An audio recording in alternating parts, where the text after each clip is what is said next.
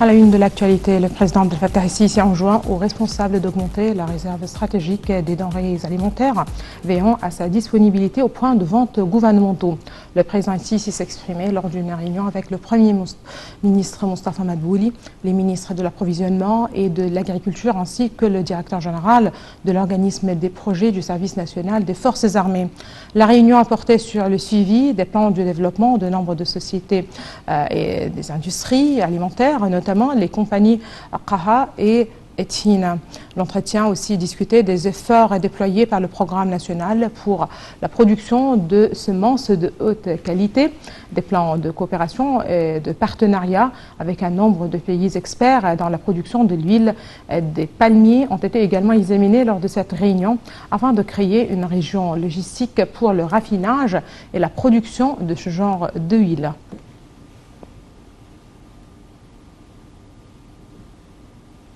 D'autre part, le Premier ministre égyptien, Dr Mostafa Madbouli, a inspecté un nombre de projets dans la nouvelle capitale administrative. Le ministre de l'Habitat, des nouvelles agglomérations, le président de l'autorité d'ingénierie des forces armées ont accompagné Dr Madbouli lors de cette tournée. Le Premier ministre a aussi tenu une réunion au bâtiment du Conseil, plutôt au siège du Conseil des ministres, au cours de laquelle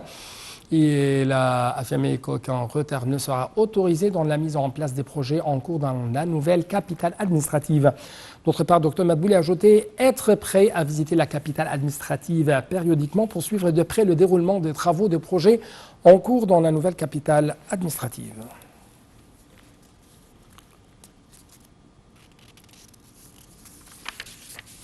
Le chef du gouvernement, Mostafa Madbouli, avait également inspecté dans la matinée l'usine régionale de la compagnie Schneider Electric dans la ville Badr pour optimiser les investissements du secteur privé en Égypte. Dr Madbouli a salué les capacités de l'usine et son rôle dans la fourniture des apports énergétiques à un nombre de méga-projets exécutés en Égypte. Le Premier ministre a de même inspecté les dernières lignes de production de l'usine et l'application des règles de l'hygiène et de sécurité, notant que le total des investissements actuels de la compagnie Schneider Electric dans le marché égyptien s'élève à 280 millions d'euros.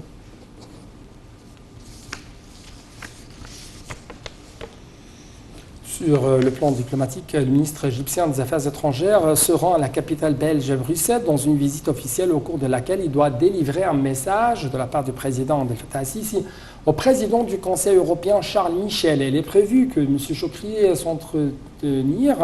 avec les ministres des Affaires étrangères des pays de l'Union européenne au cours de sa présence à Bruxelles. Le chef de la diplomatie égyptienne doit en outre tenir des réunions tête-à-tête avec des homologues, ou plutôt ses homologues européens, ainsi qu'avec des hauts responsables de la Commission européenne, des moyens de relancer les relations bilatérales et d'autres questions régionales d'intérêt commun.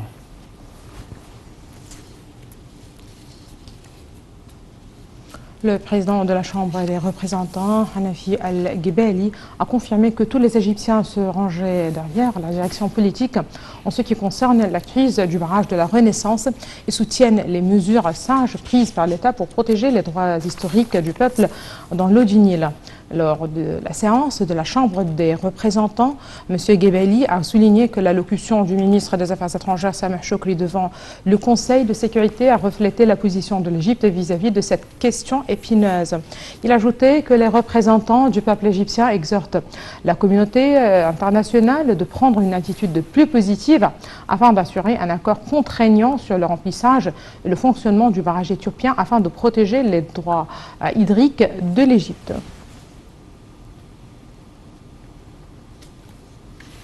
Quant à l'autorité du canal de Suez, elle a annoncé que le revenu du canal avait atteint son plus haut niveau annuel lors de l'année financière 2020-2021 avec 5 milliards et 84 millions de livres égyptiennes contre 5 milliards et 72 millions de livres égyptiennes enregistrés l'année dernière. L'amiral Oussama Rabia, président de l'autorité du canal de Suez, a assuré que la politique sage de marketing et de la tarification adoptée par l'autorité avait aidé à gagner la confiance des clients.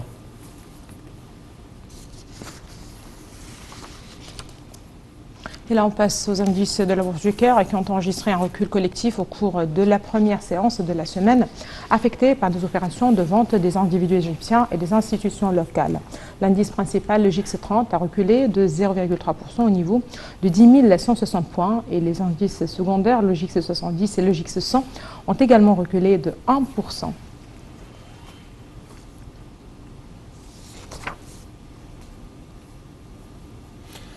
La propagation